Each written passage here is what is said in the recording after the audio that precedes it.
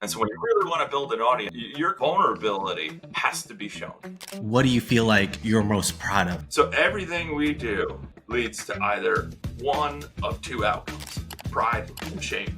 And that's it. If we're writing little things like, oh, my students love me or whatever, no one cares about that. Like, be a great artist. There's three ways we could demonstrate how good we are. We could tell people how good we are, we could have other people tell how good we are, or we could show how good we are. How have you found the next path that does serve you? Very simple answer: through doing it. Yeah, let's get it going. Yeah, I mean, just for some context, how would you describe the people that you serve, how you help them? How would you describe just that in general? The people who I serve the best, the fastest, with the least amount of resistance are those who want to be the very best players that they can be. Mm-hmm. I mean, period. So, those people have already encountered plateaus. Those people have already gone as far as they could until it gets to a point where they're not progressing. They're not having the experience that they want to have. And I always say that's so important, probably the most important thing, right? Because you're a teacher, right? So right, what did you teach? Piano? Yeah. That's right? My main one. So I teach piano as well. I still do. Oh, nice.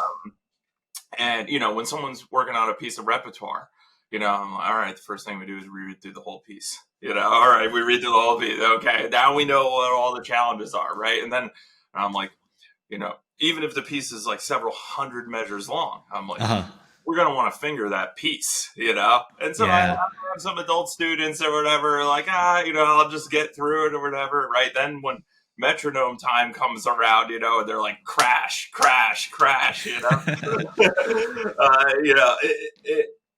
as much as I just sort of would love to say, should have fingered it early, it's they don't learn that lesson from me. They learn that lesson from crashing, over and over and over and over again. So I just sit there idly, and I'm like, what finger are you using for that note?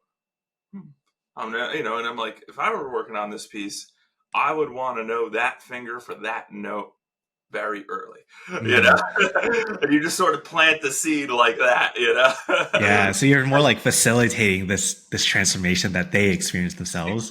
Exactly. Well, I mean, I've been teaching now for 19 years professionally. So nice. I started playing music really sort of officially at the age of 17, quite late in the game, Was your main thing, was your first instrument guitar? Because I know that's kind of the main. My first instrument was electric guitar. I mean, nice. I had a drum set when I was a tiny kid that broke every head on it, a little cheapy set with paper heads or whatever. I broke every one on it, right? And I did want to do drums early on, when I was 10 years old. I was putting out pillows and hitting things, and playing along to records and stuff, Yeah.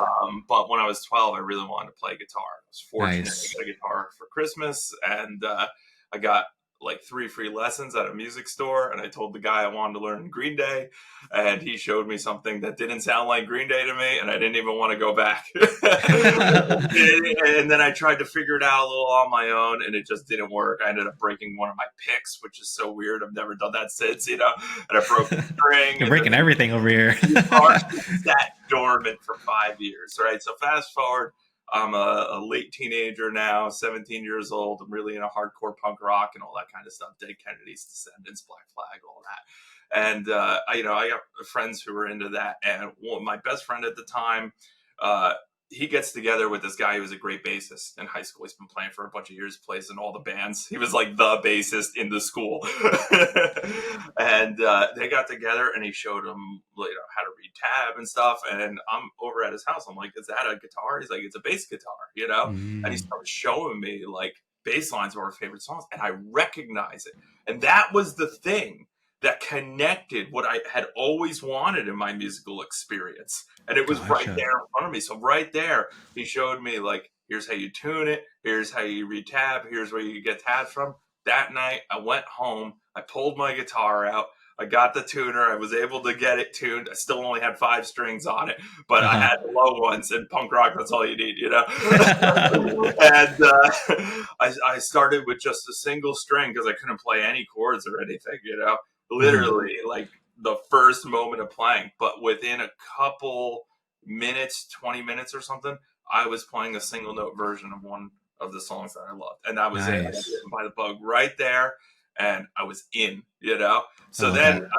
I just played every single day. The hours started accumulating. At that time, probably easily 4 hours a day. Like it just Gotcha.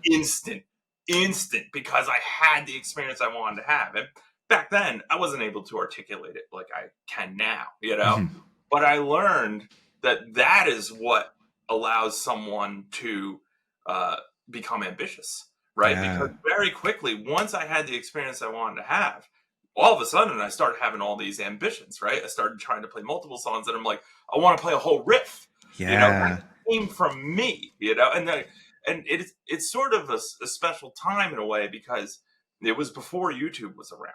Hmm. You know, so I'm 39 now. So, you know, I started when I was 17, but I'm 39, right? YouTube Yep. came around 2005, and this was before that. This was around 2001, you Yeah. know? So there wasn't these comparison points. I wasn't even on, I mean, if I wasn't on any social media, I don't even know if it was around, you know, Hmm. I have a cell phone, you know what I mean? Like it was my environment, you know? So are And you saying like that was the experience that you needed that sparked the motivation to want to be the best you can? it was Was that it nice? really did. It really became this thing where like, oh, I want to learn a riff. Then I learned a riff, and I'm like, Yeah. now I want to play a whole song, you know. And I worked for like a month on a bunch of different songs, just trying to find one that I could technically perform. And I Hmm. found one that you know just moved the shape around, but stayed on the same strings. And because I couldn't shift the shape down strings, you know, Hmm. I didn't figure that out yet, you know. But I didn't care about getting that skill.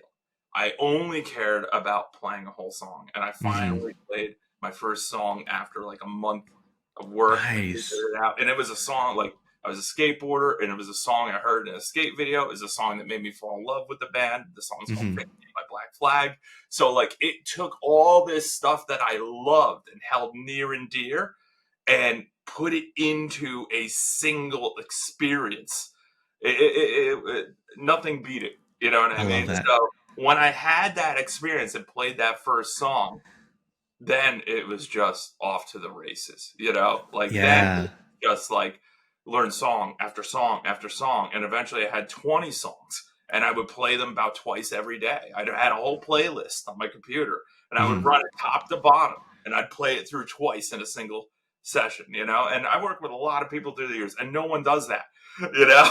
Yeah. No one. I thought that was to me. It just that was where my intuition led me, you know. Hmm. But as a teacher, man, getting that, getting someone to even admit what they want, especially older people, especially you know people who are adults, people who are or more you know less decided in their careers, right? You know, Hmm. even kids. Really, the age doesn't matter. But I've just met so many people who just have so much resistance to have that kind of experience. Mm. How And you come? know, Like, what do you, yeah, what's stopping them? you know, through the years I figured this out. You know, and it's because they don't want to disappoint themselves. You Mm. know, so everything we do, right? I didn't know this back then, but this is through a lot of hindsight and all that. Everything we do leads to either eventually one of two outcomes: pride and shame, and that's it. You know, that's it. Some form of pride or shame, right? And pride, very difficult to earn for yourself Hmm. because pride is something that you admit that you want, you state a specific challenge or something, like you know, even if you don't articulate it, you got it in your gut. You understand sort of that you want it and you want it bad, and then you Hmm. try it, right? And a lot of people are afraid to try it because, you know, the same cliche, they're afraid to fail, you know, Hmm. because failure hurts. Why does failure hurt? Because it leads to shame, you know? Yeah. And so the people who especially when I first work with them, these are people who are experiencing a lot of shame overall. then, this is something that, as music teachers or as any kind of coach or anything like that, we have to hide that. We can't let them know and just say out front, is like, I see you're very shameful. You know what I mean? Like, yeah, we can't call them out like that. No. But we can observe it, because when confronted with that, it's just like pure vulnerability. What they thought was working as a shield isn't, and you can crush them like that, Yeah. But we don't want that, because the goal is again, back to my sort of early playing days, I just had a great time. That's what allowed me to build my ambition. Yeah. So your students that you usually work with, like the ones you're saying that are hitting a plateau, but they want to be the best that they can, like, what do you feel like that plateau is, or how do they know when they realize they're at a plateau? Yeah, that plateau is a hoarding of options, So this is the thing that I didn't encounter, and I'm really grateful that I didn't, because of social media and YouTube and all that kind of stuff, Now, when anybody wants to learn to play an instrument, the first thing that they do is they try to learn it on their own, Yep. And unless they have enough, awareness that they're like, I want a mentor, unless they have that, but that's very rare these days, honestly, getting to the point where that plateau happens because of these comparison points. They see these great players, they see the, other peers, right? And I'm in Facebook a lot, so Facebook groups and all that kind of stuff, and these comparison points can cause either the pride or shame, Gotcha. The pride can come from, when you see someone doing something well and you feel like, they're a part of what you're doing, you know what I mean? Like, you're a part of what they're doing, they're your peer, and that can spark the motivation, like, oh, this person's killing it, this person's doing so great, and I'll like, it's time for me to get on my next thing, and that's pretty much like where I am as a player, I see people doing great things, and I'm like, I got to get back in there, I got to get back in there,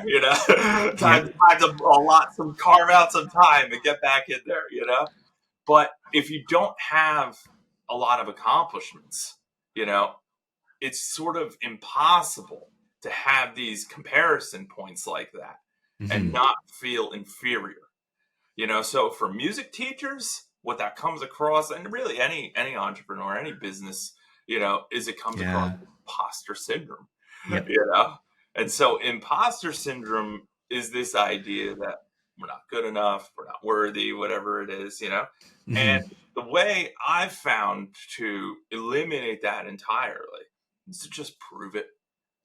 Yeah. It's not a feeling. It's not a feeling. You know what I mean? You gotta earn it. If you don't want to feel like a hack, prove that you're not a hack.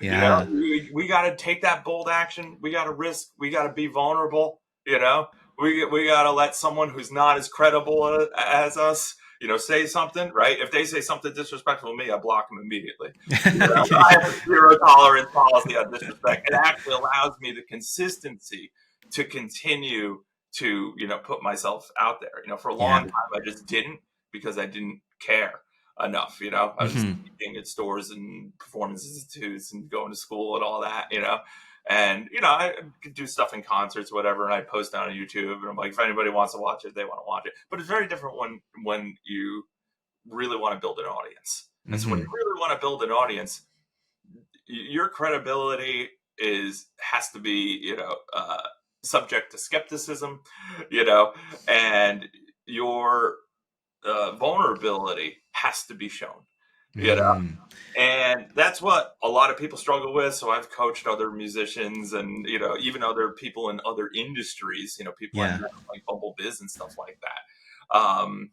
And that's the challenge, that people that are doing that kind of pursuit, ultimately have to face, because you can't build a community without inspiring other people. You can't build Yeah. it like through demonstration, right? So I have this saying in my teaching: mastery is demonstrative.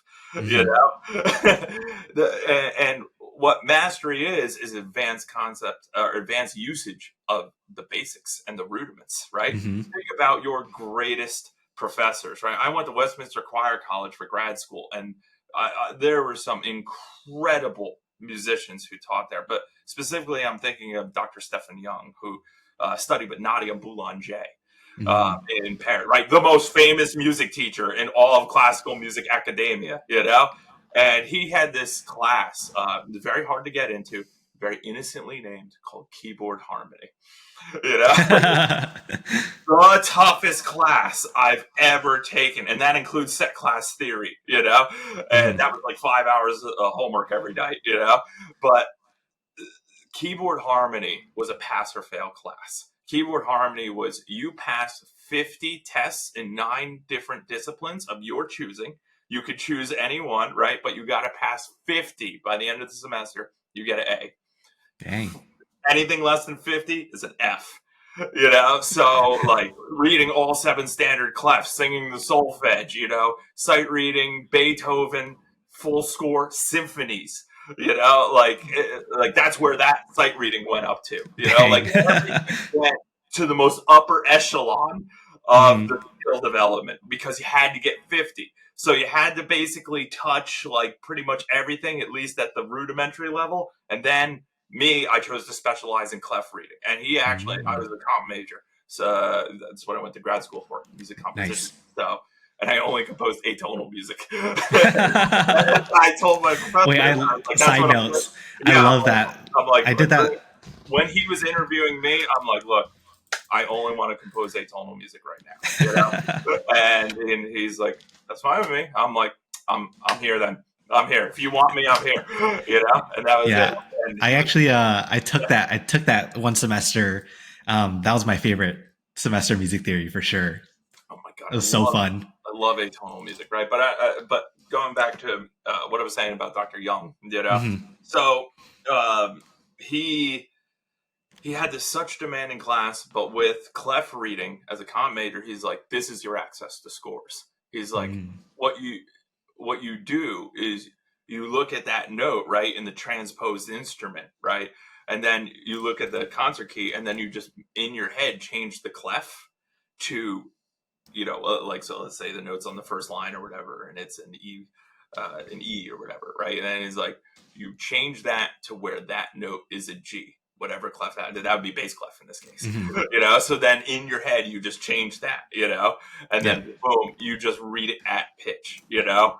And Yep. that opens you up to scores, you know, but like reading, you know, soprano clef and like doing Bach chorales and all the original clefs, you know, so you have 4 different clefs: bass clef, tenor clef, alto clef, soprano clef. You know, you're looking at it and it's like giving you an aneurysm, you know, That's crazy. or like Palestrina with like in all these different clefs and having these like cross voicings and like unison voicings, and when you Yeah. realize them on the keyboard, you're like, it's just a C chord. You know, it's It's just a definitely like. C chord, you know, like a bass and a first inversion or something. Like it's wild, you know, but it really stretches you, you know, to be able to up that ability again, Hmm. grow that ambition, become the best player you can be. That's the whole purpose of that class, and working with those top tier musicians. That's why they're there. You Yep. know, so back to the thing I was saying before about we have to inspire, right? It's like that's why those experiences are so impactful to us. And that's Hmm. why those experiences are continuing guidance for us. You know, Yeah. we still use those lessons. You know, when I studied privately with a guy named Steve Gibb for classical guitar grad school prep, and he was, you know, he got his master's from the Royal Academy of Music in London, you know, just a phenomenal player, super talented, right? So, like, the things he taught me, you know, I still apply those lessons to get better. You know, Yep. like those lessons are evergreen. You know, and Hmm. so if we're not giving evergreen inspiration in how we're presenting ourselves to the world. If you're, Yeah. if we're writing little things like, oh, my students love me or whatever, no one cares about that. Like, be a great artist. You know what I Yep. mean? No one cares about that. It's like there's three ways we could, demonstrate how good we are. We could tell people how good we are. We could have other people tell people how good we are, or we could show how good we are. And that's what the work is. So as a music teacher, as an entrepreneur, that's the work. That's what we Yep. signed up for. You want to play on your own for fun? Don't grow a business. Don't grow a community. Do something else. You know what I mean? Because now you truly have to align your art. I truly have to align my art, at least. Like, I've come to terms with that. It's like, if I want to keep getting better and creating the portfolio that I want to create, then I have to align it with my business.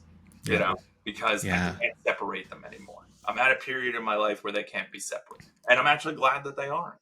Yeah, I love to hear more about your story of maybe like an instance or a moment when you did kind of feel that imposter syndrome. Like, what was an example of that growing your guitar studio, and how did you overcome that?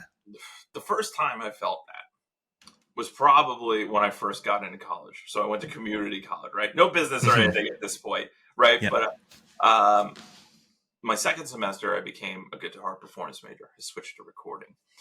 And then all of a sudden, there's just these people who are just incredible, and I'm like, I'm supposed to feel like peers with them, and that became my first experience with what is imposter syndrome, and so I was successfully able to overcome that by becoming as good as I could possibly be in the time that I had, And it wasn't like practice so I'm as good as, I remember this guy, Evan, he was incredible. I was like, it wasn't practice as good as Evan, or to be as good as Evan, But it was just like, it was very insular, It was about find your potential.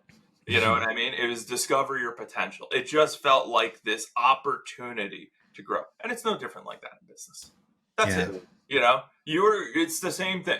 You're going to get there, and you're just going to see people who are amazing at what you want to be able to do, comparison point, right?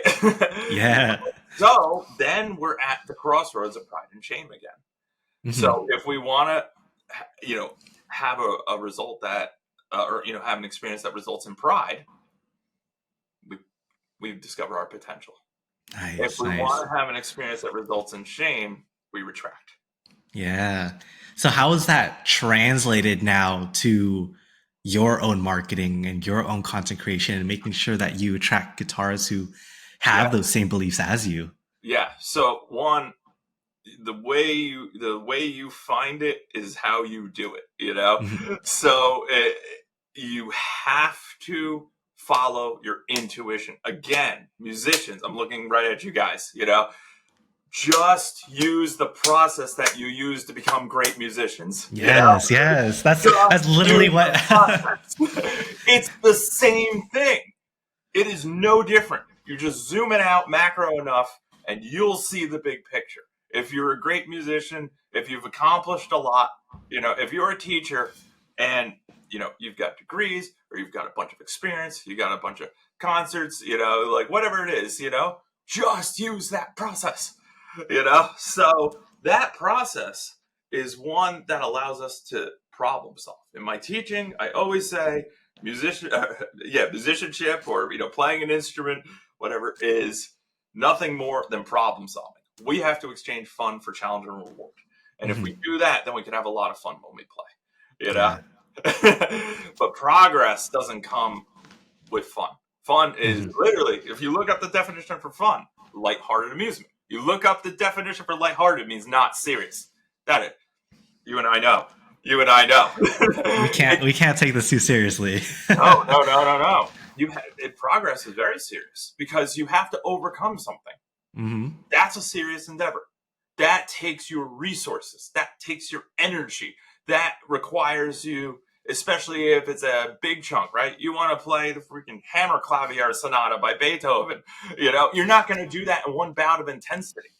You know Hmm. what I mean? You're going to have to break that up consistently and sustain the energy. I got a student right now working on grad level repertoire. He's doing Sweet Castellana by Federico Mompu. It's a work written for Segovia. It's about 15 minutes long, Hmm. And he sort of, wrestled with the movements, got the first one, built it up, and then worked on the last one. And then the first one fell down a little bit, and all that. And now we've sort of figured out for him through experience, through trial and error, through a crash and burn, because that's what Hmm. it takes, you know, this is where the boundaries have to be, right? But also these are the non-negotiable terms to be able to maintain this, because the only way you're going to get a 15-minute suite is to hold on to all that information, Hmm. keep that maintenance up, all that, so that becomes the same kind of process we use in business. you Yep. know it's like we can't just work on one thing and then let something else drop, right? But if you're any bit like me, you like to work on one thing super intensely for a long time, you know? Yep. Yeah. Kind of in that zone, you get in that like creative zone. Yeah, like it's yeah, just being able to do that for me allows me to immerse myself. I like to go very deep in anything I'm involved in. Hmm. And what we do is we trade that intensity for consistency. And the way we create the consistency is we decide on the boundaries. And the way we decide on the boundaries is by hitting our limit with intensity. So you've got to take the the decision. You've got to make that contract with yourself. Like, I'm going to go as hard as I can, as long as I can, following my intuition and doing it in the way that I feel is most right, finding the way that I want to do it. And I'm going to go until I can't do it anymore. And Hmm. that's going to teach me what I need to know. Yes, that is so key right there. First off, I love the way that you just speak because you're kind of practicing what you're preaching with. Um, every time you make a business lesson, it's always compared to some sort of guitar story. So it's like the guitar experiences us as musicians and us as teachers and business owners. It's all connected. Have you read the Creative Act? It's a book No, by no, no, Rick no. Rubin. It's a really great book. I recommend it for everyone, but it focuses a lot on like the creative process, and it's called the Creative Act, a way of being. And I think that's so important because as music teachers, as musicians and business owners, I've always heard the saying, and I feel like it's a lot of brainwashing that comes up as we grow up in society that like musicians are not great business people or musicians shouldn't be great business people, where nowadays like I think the opposite, where I think musicians are perfect business owners, where we are made to be that way because business is intuitively, it should be creative and it should be us creatively solving problems for our students. And the creative act, like that was a big part of my journey because me right now, I'm in my coaching stage, but I'm also like growing my music production career as well. And using that book to grow as a music producer helped me tap into like the spiritual side and the emotional side of my music. And I realized that the way I should be living as a producer should needs to translate to business, and the beliefs and the habits, the standards that I have as a musician, it needs to be translated to business as well. So staying detached from the outcome, making sure I follow the process, like all of those things really apply. And the thing you're talking about too with hitting your intent, like measure the seeing how far you can go for how long you can go. That was like my entire last year as well, because um, when I started getting back into music production, I I made a commitment to finish and release a new song every single week. And last year I have like 26, 28 songs. So like half the year was spent just releasing a new song every single week. And I tested my limits, and that's something that I'm really proud of. Exactly. Yeah. Exactly. Exactly. When you push yourself as hard as you could go, when you go, what am I made of? How capable am I truly, really, right? Because Hmm. we can have ideas about it, but if we don't prove it, right? Going back to the very first thing I said, right? We got to prove Yep. it. You know what I mean? So there's times even lessons or whatever like that. The students like, I think I could do it this way. I just sit back and go, prove it. Yeah. Show yourself. I don't play the game of convincing. I stopped playing that game a long time ago. Go ahead, show me it works, right? Hmm. Because what I always advise as a teacher is more discipline, because that's what's always worked for me in all of my endeavors, Hmm. and breaking it down into a more tedious version of the process, so you basically can quality control it, Hmm. and again, not fun, challenging and rewarding, right? But gets the results that you're proud of, right? So it's like, 100%. that's the thing that allows you to know whether or not you're right. See, we could have intuition, but until we test it fully, in the context of what we're doing, Yep. only then will we know. I love that. I love that. I love to bounce it off. Like I asked you this question last time we met, but for you, and how you built the guitar studio, like what do you feel like you're most proud of? Like what do you feel like, um, yeah, what do you feel most proud of in your business growth? It is, one, doing it the way that I want to do it, right? Yeah, tell me more So about that. my greatest challenge in teaching in other businesses was always that in the back of my mind, I knew my job was to keep the student, you know? Hmm. And a lot of times I didn't care about that at all, so I was, it was just like, we're here to be great, but I always want someone to be great, right? So when I was teaching at a music store, and you just sort of had the general public coming in, you had all kinds. You had absolute beginners who were just, Hmm. 6 years old and curious about music. I even had a 4-year-old come in one time and taught him what the letter D was for 30 minutes, like, we're not gonna learn the musical alphabet unless we get that one down, so like, like, and then, adults who are, want to play and all that kind of stuff, right?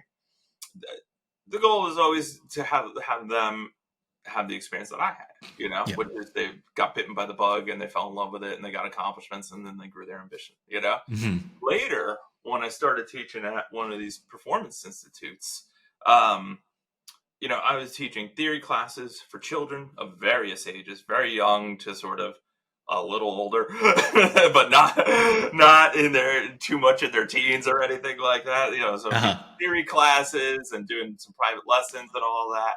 And the classes like didn't count for anything. Like they were, it was just pretend class. Hmm. They're like, we're supposed to give grades, but the grades don't count.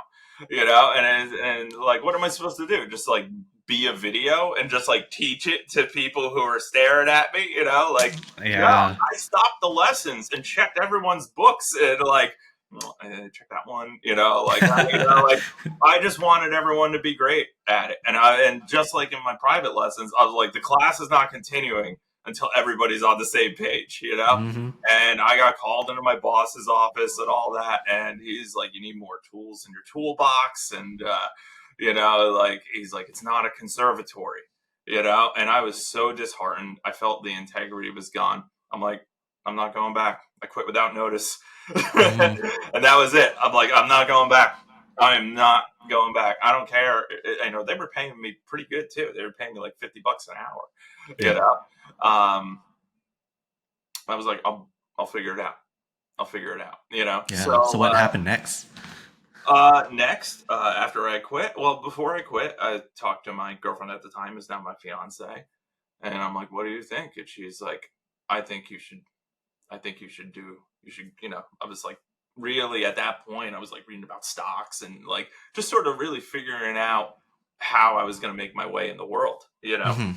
And I actually read a lot about stocks,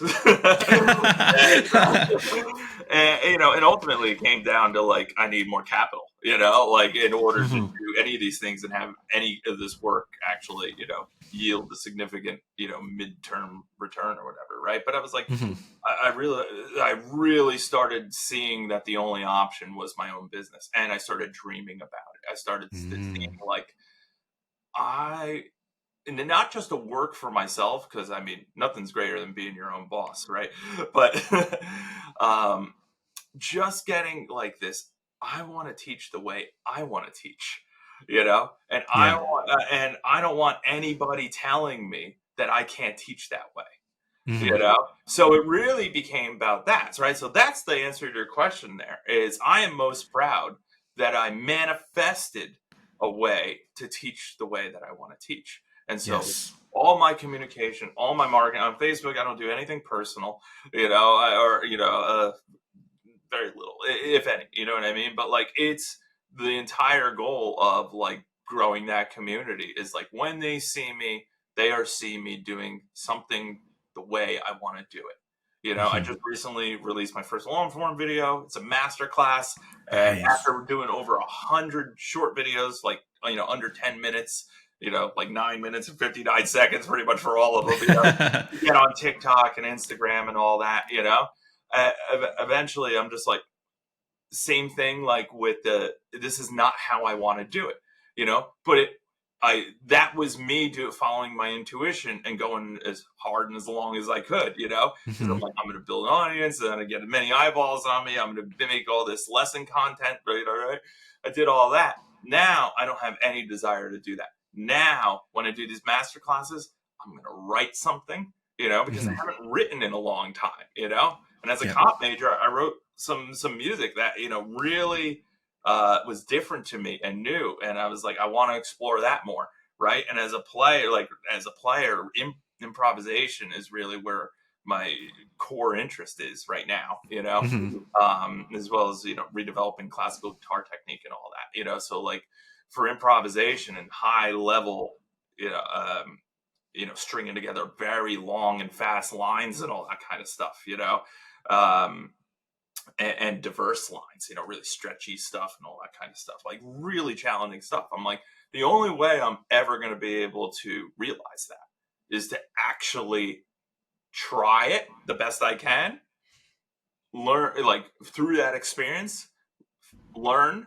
what I need to do next, actually do it, document the process, get good at it. You know what I mean? And Yep.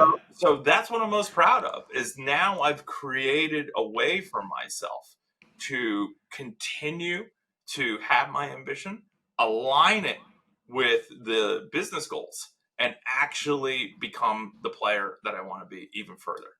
Hmm. I love that. I think that's so important for especially music teachers who have been through that already, like not just the beginner ones, but the ones that have been in business for a long time. Because be like the problem that I see, and the one that I experienced a lot, was when my piano studio was full, when I felt like I was hitting that plateau.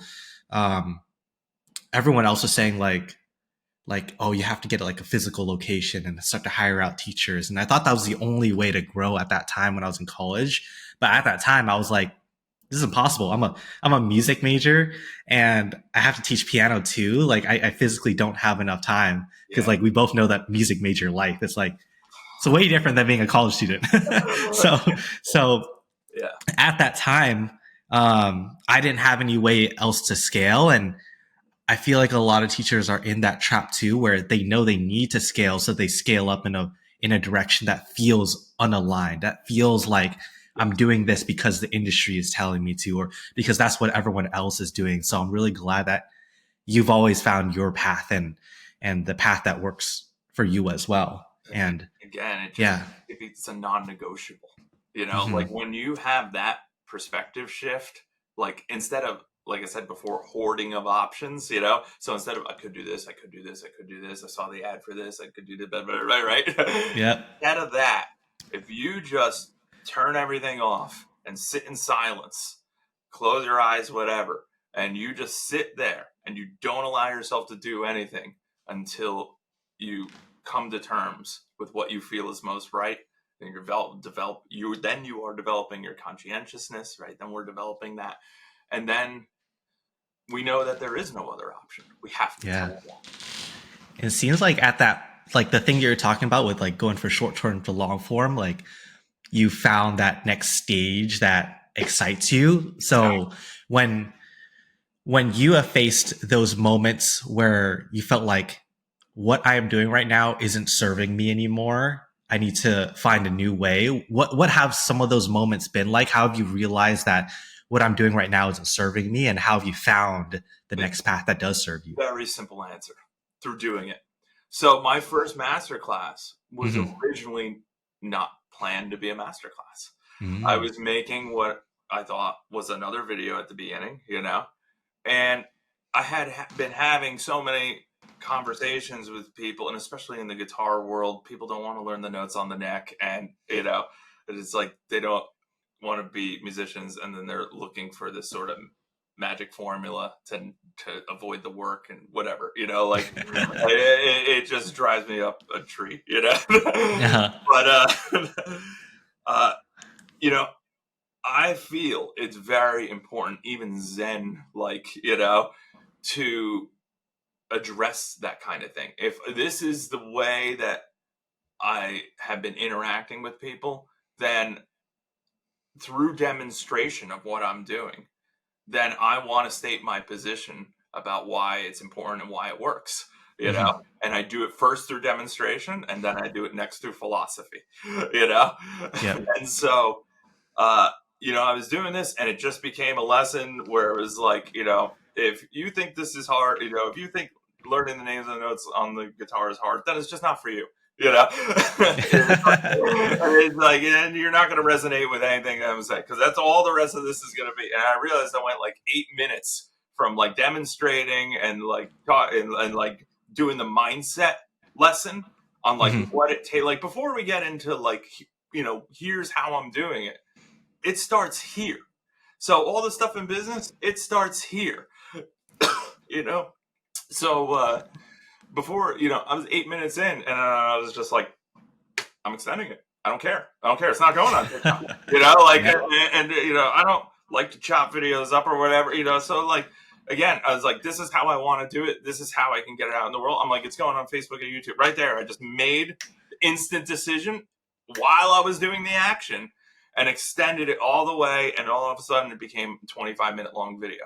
And I watched it back after actually it took a few days because it was so late. I did this at like started at 12:30, just like actually composing something for it, and then like practicing it, and I didn't get done recording until about 4 a.m, and so I did that intensity thing, like I did that thing that I do, but I was loving it. I was reveling in it, and that's the feeling that I'm after, Yes. Because I'm pushing, I'm training, I'm practicing. This note needs to be faster. This one needs to be placed in time. You know what I mean? Like I am now, teaching myself again, because it's so easy as teachers for us to rest on our laurels, But when it comes time to like get back in the trenches, and, fulfill that artistic endeavor, that, that ideal artistic endeavor.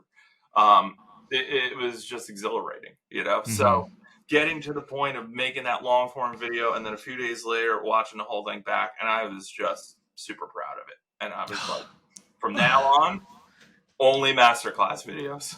Right? I love it. And I can't say when the next one's going to be, but I know what it has to have. So deciding on the non-negotiables are what's important. What did I give up for that? What am I sacrificing? Getting in front of my audience on a daily basis, right? But quality over quantity. That's my thing, I love that. Two things that really like stood out and aligned with me there is like the way that you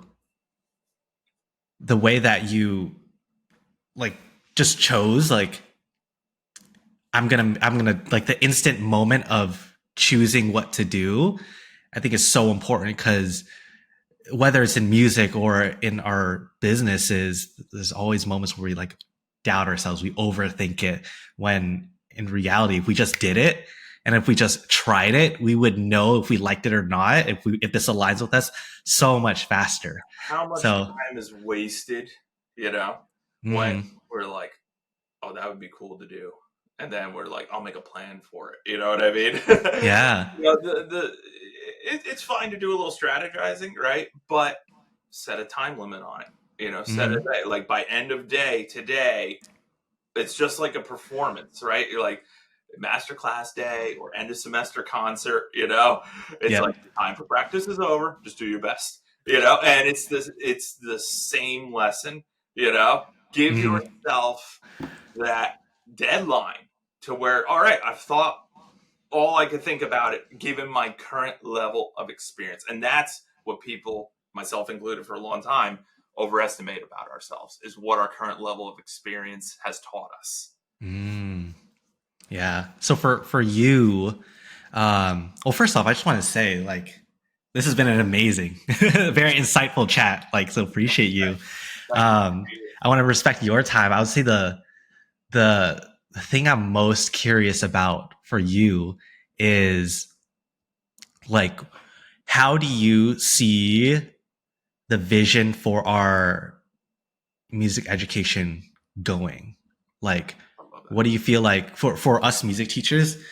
At least for me, Yeah, yeah. Give me I more. feel like we're moving away. We're moving away from this like traditional model, and the traditional model is when I think of my piano teacher, where I remember where like I would just have one-on-one lessons with her from like 4 years old to like 14 years old. And that was like my whole first experience with music. And I tell everyone that like I didn't really enjoy it because it felt very isolating and it felt a little bit too routine. So that at a certain point it felt more of like an obligation than an opportunity for me to be able to play music. And I feel like a lot of teachers are going through that same model where they're teaching 40 plus students. And I remember my piano teacher was really busy because she would have to have 2 recitals every single semester. But the way that she grew her piano studio was the way that I grew my piano studio, and the way that my very first clients grew their music studios as well, where they would just fill up their schedule and kind of grow into a business that they don't really enjoy anymore. So I feel like the trend nowadays is finding that model that you really align with and growing your studio in a way where it can be able to be your financial, like it could be your path to financial freedom. It could be your way of making sure that you fulfill your passion but have a secure income and feel fulfilled doing what you love. Like I feel like that is my vision and the trend that we need to be going as an industry. So for you, what do you feel like your vision is for us as music teachers? I mean, that's fantastic. I've just got so much. All right, so like, I love how you said align. That is the magic word, right? Mm-hmm. Because if we love what we're doing, if we love teaching, then teaching doesn't drain us, right? We can get Yep. tired from using the energy or whatever, but you go to sleep, you wake up the next day, and you're like, I can't wait to teach, you know? Mm-hmm. And that is the difference. I know people who got into teaching and don't have that mindset, you know? Mm-hmm. And those people have trouble visioning. So you asked for my vision, right? I'm going to actually talk about the thing that allows my vision to happen, right? Awesome. And that started when I was 11 years old. I was in karate for 7 years, 6 to 13, age 6 to Mm-hmm. 13. At 11, I was asked to assist classes. And so I'm in the 6th grade, and I am now at the karate school from 4 o'clock to about 10 o'clock. Dang, You full know, time job. 3 days a week or something like that. You know, Uh-huh. like I remember I had to go home and do like spelling homework and do like 20 words. Like to find 20 words. For the Uh-huh. very next day, right? But I loved it. I loved having the validation of someone else saying, you do well. What you're doing is doing well, and I think that you could benefit. It would benefit, other people would benefit from working with you, having an experience with you. You know, Hmm. and when I was in my very first semester of community college, actually, I was a recording major, as I mentioned before, but I was I took the wrong class. I was supposed to take like private music lessons, applied music, Hmm. it was something called, and I took a guitar class for non-music majors because I'm an idiot, right? However, right, I'm a lucky idiot because it's exactly where I needed to be. I All had right. never read music about the guitar or anything before. I learned that. I learned basic finger style technique and all that kind of stuff. It was exactly where I needed to be. So I'm a Nice. lucky idiot.